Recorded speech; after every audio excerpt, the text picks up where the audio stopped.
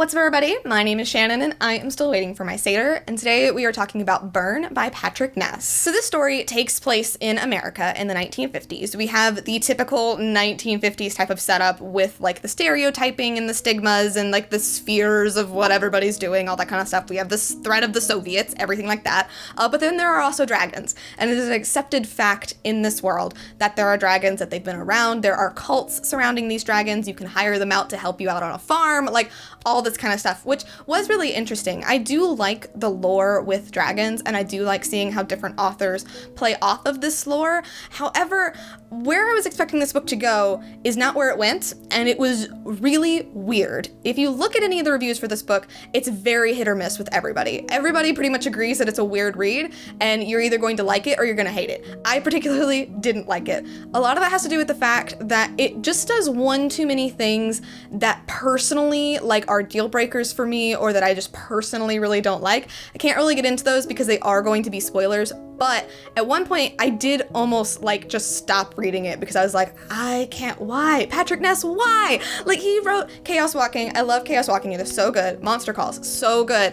The Rest of Us Just Live Here, not very good. This one, also not very good. So like, Patrick Ness in and of himself is kind of like really great or just really not. And unfortunately for me, Burn just falls in the category of really not. I was hoping that the story was going to explore a little bit more about how we are all like dragons, or like we all have this dragon inside of us. I really love that metaphor. Like, in particular, it's done very well in the Revenge of the Sith novelization.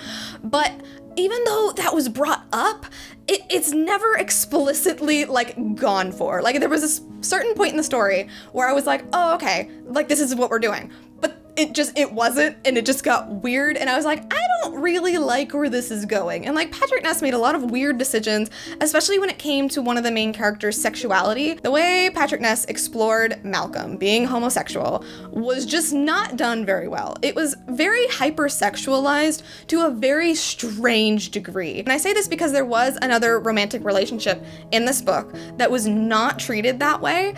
So it just came off like very strange, and it came off like very in your face, and I didn't like reading it. Every time I would get to like his part of the story, I'm like, this just feels weird. Like, it makes me feel kind of gross because it was so clinical, but then like so overly sexualized.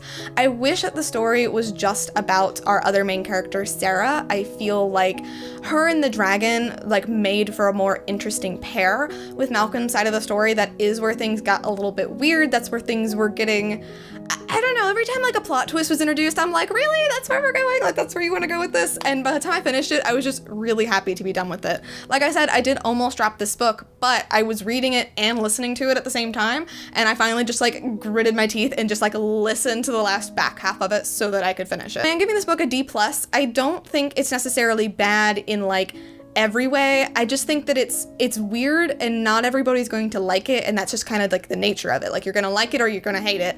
I, for one, did not like it. I wouldn't recommend it either because I feel like it's kind of like a big gamble. With Patrick Ness, like, when he's great, and when he's not, he's not. So when it comes to Burn, I would say it's not the type of book I was expecting it to be. If you're interested in it at all, I mean, hey, give it a shot, but it's really, really strange, and I just don't think it was worth it. Anyway, thank you guys so much for watching this video. If you liked it, be sure to hit that like button down below, and don't forget to subscribe so you can talk books with me every week. That is everything I got for today, and I will see you guys next time. Bye!